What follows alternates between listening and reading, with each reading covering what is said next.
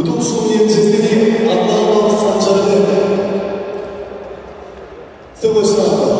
업체들이나 내려서는 그것을 주장합니다. 더블유 배치센터의 온라인 프리미엄 없는 고용비 배치센터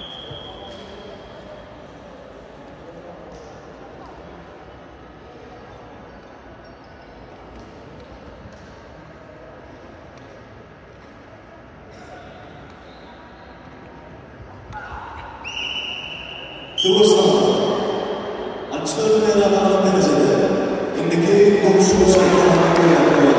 더블유 배치하는 거는 고용비 배치하는 아마 직선에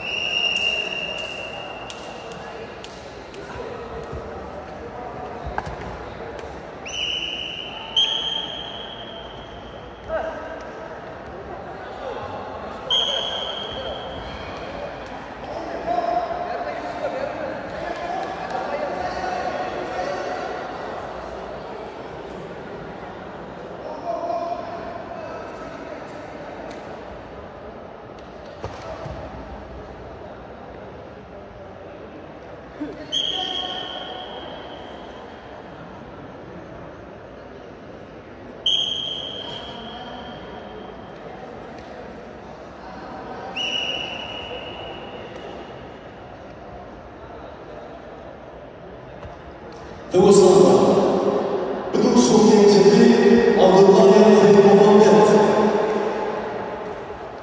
그것은 안철로라는 데는 그것을 주장합니다. 더블유 배치하는 고용비 배치하는 아마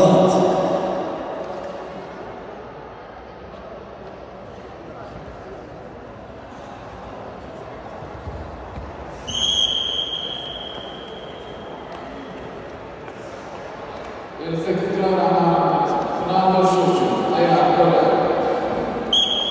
Bem chamado, por exemplo,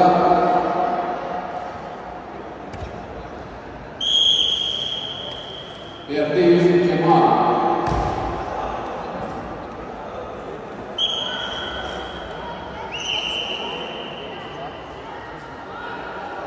그것은 안철로라는 데는 부동산 증권하는 거에 들어간다. 그런데 어디서 보았나?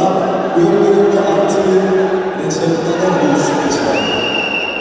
Ele explorava a maneira de Fernando Xuxo, Casa Fernando.